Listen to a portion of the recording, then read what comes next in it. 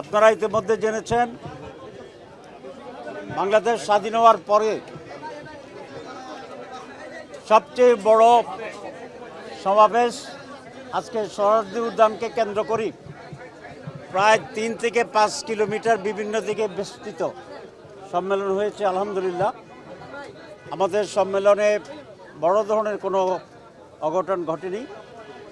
সুচারুভাবেই ডিসিপ্লিনের সাথে অনেক বক্তা বিভিন্ন দলের অ্যাকোমোডেট করে প্রায় সময় মতোই আমরা সম্মেলন সম্পন্ন করেছি। আলহামদুলিল্লাহ সম্মেলনে আমিরে জামাত বক্তব্য রাখছিলেন।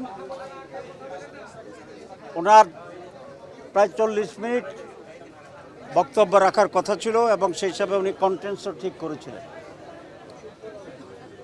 কিন্তু আনফর্চুনেটলি বক্তৃতার এক পর্যায়ে উনি হঠাৎ পড়ে যান। কয়েক সেকেন্ড ওনার সেন্স ছিল না। পরে উনি আবার দাঁড়িয়ে বক্তৃতা শুরু করেন এবং সেকেন্ড টাইম উনি আবার পড়ে যান। আমরা একটু ওরিড ছিলাম এরপরে বক্তৃতা কন্টিনিউ করতে পারবে কিনা। আমরা সকলে রিকোয়েস্ট করেছিলাম মিটিং আমরা শেষ করে দেই, কিন্তু উনি যেটা বলেছেন যে এতগুলো মানুষ কষ্ট করে আসছে, এখানে আমার কিছু জাতির কাছেও কিছু বক্তব্য যাওয়া দরকার।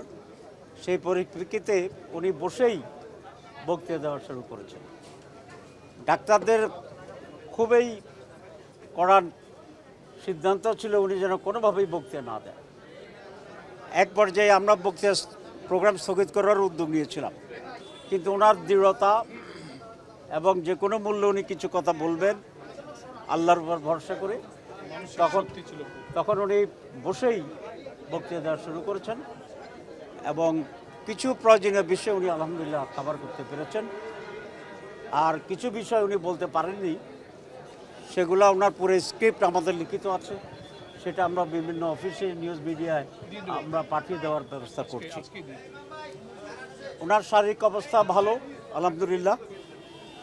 সবচেয়ে আনন্দের বিষয় হচ্ছে আমিরে জামাতের কোনো ডায়াবেটিস নাই, আগে কোনো হার্টের কোনো সমস্যা নাই এবং কিডনি বা অন্যান্য অর্গানেরও তেমন কোনো উল্লেখযোগ্য সমস্যা নাই আলহামদুলিল্লাহ।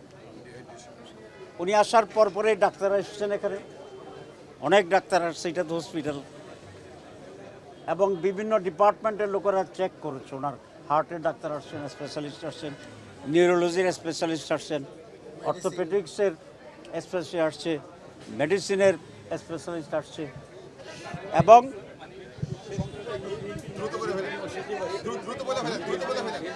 এখন আচ্ছা এই মুহূর্তেই আমাদের বিএনপির মাননীয় সেক্রেটারি জেনারেল আসছেন দেখার জন্য। আর ওনার অবস্থা এখন ভালো, উনি রেস্ট নিচ্ছেন, কথাবার্তা বলতেছেন, তেমন কোনো অসুবিধা চিহ্নিত হয়নি। আমরা আশা করি উনি সামান্য রেস্ট নিয়ে আবার বাসায় ফিরে যাবেন ইনশাআল্লাহ। সবাইকে ধন্যবাদ, সবাইকে ধন্যবাদ। Thank you.